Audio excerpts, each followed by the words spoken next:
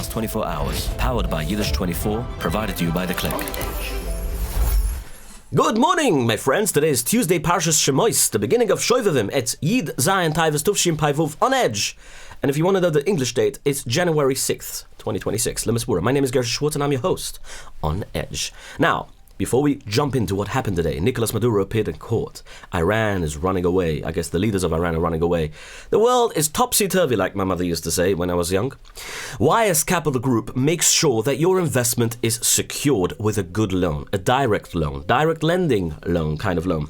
Instead of you using your life savings to invest in a building, save that and borrow some money for your investment, and you'll get the return faster and you won't have to touch your savings. Call 718-831-2168. YS Capital Group is always there for your direct lending, no closing costs, okay? Investments are worth it when you get a kosher or a good loan, a healthy loan, let's call it. Okay. President Trump has a new name for his power in the Western Hemisphere. It's called the Donroe Doctrine. He used this phrase twice this weekend to explain why he sent troops into Venezuela. Yes, Trump says the old Monroe Doctrine from the 1800s is out of date, and that his new version is much stronger. His rule is simple. If a country in our neighborhood becomes a threat, America from within, America is coming in to fix it. Trump claimed he heard others using the name, but it was actually the New York Post that invented it last year during the fight over Greenland. So the guy got a little confused there. The dictator of Venezuela is in New York prison cell this morning. Yesterday, he appeared in court. Maduro stood in Manhattan Federal Court yesterday in a blue jail uniform. There was no cameras allowed inside. He was pleading not guilty to running a narco-terrorism ring. He told the judge, "I am a decent man and a prisoner of war." His fate is now in the hands of 92-year-old Judge Alvin Hellestein, a frum Jew who is still active on the bench. Maduro has hired Barry Pollack, the famous lawyer, who freed Julian Assange from the WikiLeaks to defend him back in Caracas. God, Delcy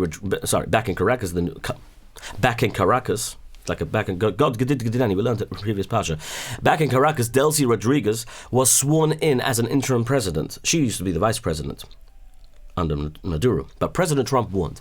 He warned her to cooperate with the United States or pay a bigger price than Maduro did.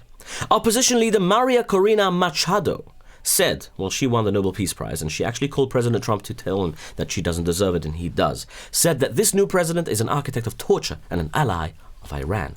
The tension is so high that the palace guards started shooting at their own drone last night, thinking the Americans were invading it again. While this happens on land, there is a tense situation at sea. A Venezuelan oil ship is racing towards Russia right now. It is trying to get away from America, from the new U.S. Navy ships in the North Atlantic. Officials say that the U.S. military might have to take action if the ship does not stop and turn around. For the local Yidden in Venezuela, the raid was terrifying on Shabbos. It was a Shabbos surprise, I would say. Massive explosions shook the Jewish neighborhood on Friday night. But once the community realized after Shabbos that it was Maduro who was gone, the fear turned to relief, actually. Only 4,000 Yidden remain in the country right now, down from 30,000 people. Ironically, stories are resurfacing that Maduro once told the former chief rabbi of Yerushalayim, Reb Shlomo Amar, that he actually descends from Jews who were forced to convert to Christianity. But he's lying.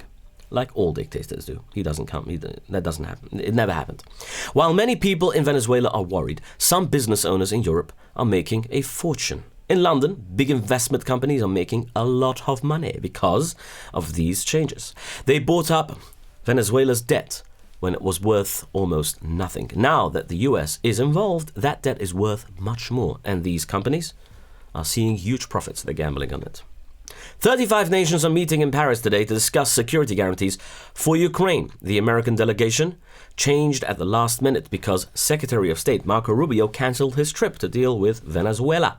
President Trump sent his son-in-law, Jared Kushner, and Steve Witkoff, to Paris instead. At the same time, a dispute has erupted between Washington and Denmark. Trump demanded on Sunday that the US take control of Greenland, but the island's prime minister called it a fantasy. We reported it yesterday. Trump's advisor Stephen Miller fired back today on CNN saying nobody would fight the US military over it. President Zelensky warns that this distraction might stop allies from sending the peacekeepers he needs.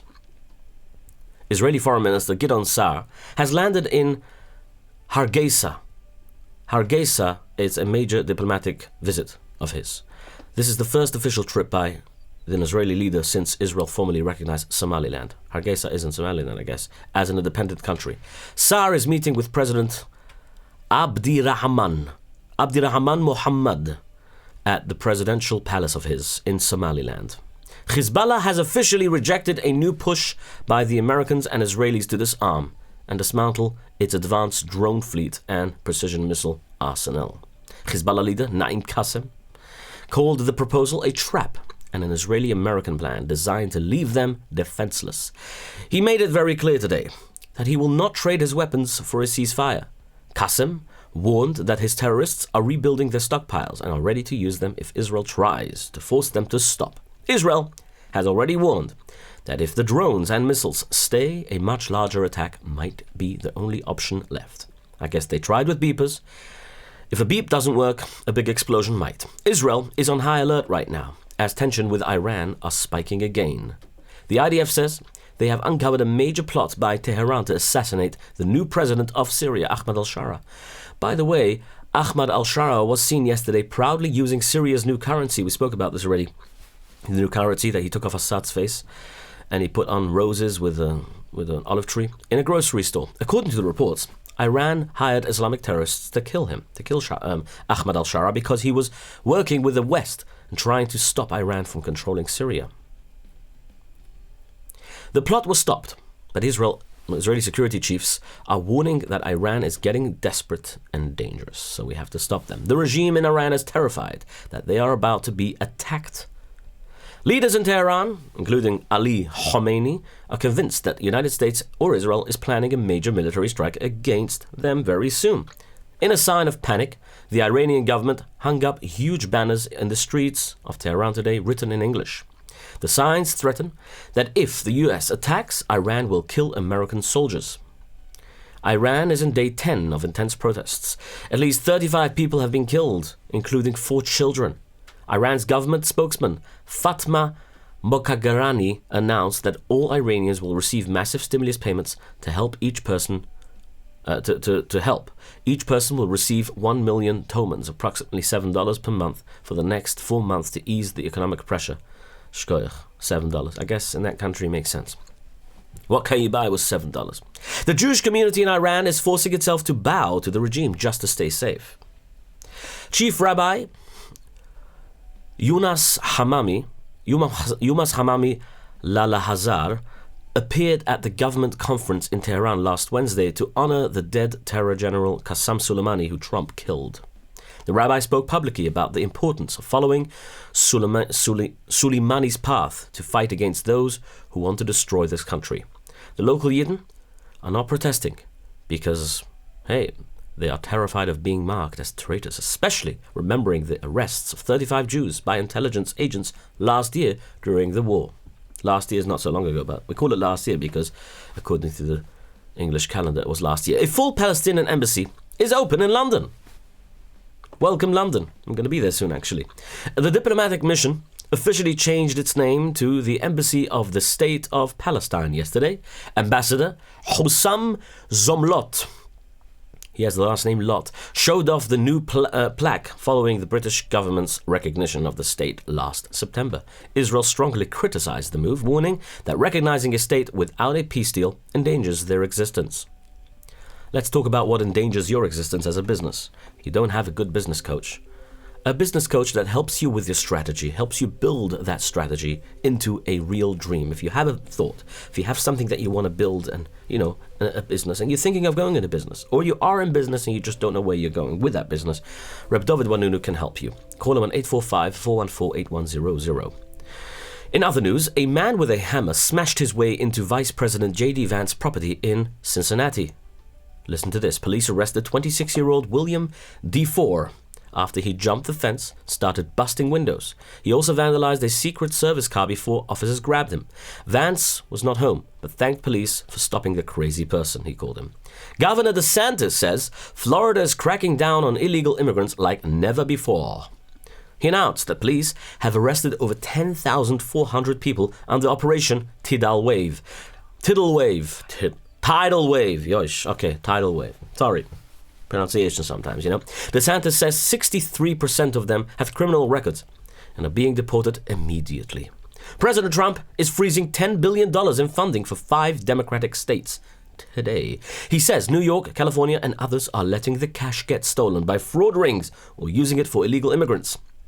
This is after the daycares in Minnesota were billing the government for children who were never there. Trump says the money stays frozen until they prove exactly where every dollar is going. Trump says California, under Governor Gavin Newsom, as he called him, is more corrupt than Minnesota. If that's possible, with like question marks, the fraud investigation of California has begun. Thank you all for your attention to this matter, he says. President Donald J. Trump, your President of the United States of America, Venezuela, Canada, and now Greenland soon, I guess. And let's not forget the MIGA, Make Iran Great Again, like I saw yesterday. I think it was, who was it? One of the congressmen did it, forgot his name. He put on a black cap, Make Iran Great Again. America is putting his, okay, they put their paws in everyone's pots and pans. The CDC is officially slashing the childhood vaccine schedule from 17 shots down to 11. 17 shots! You know, my friends, I was born in Europe. I was born in England. I don't think I got more than 7 or 8 shots. In America, you get 17 shots. Not against vaccines or all. Don't quote me here. But I'm just saying, you get stuck with a needle more than we do back in Europe. Flu, COVID, and hepatitis are now off the universal list to match European standards. President Trump also issued an urgent warning in all caps, telling pregnant women and kids to stay away from Tylenol. He also called for breaking the MMR vaccine into 3 separate injections instead of 1. Let's talk about other news, shall we?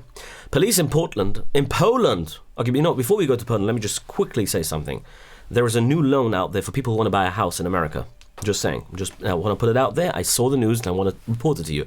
I think it's a USDA loan. I believe so. I think so. I'm not sure. You have to check.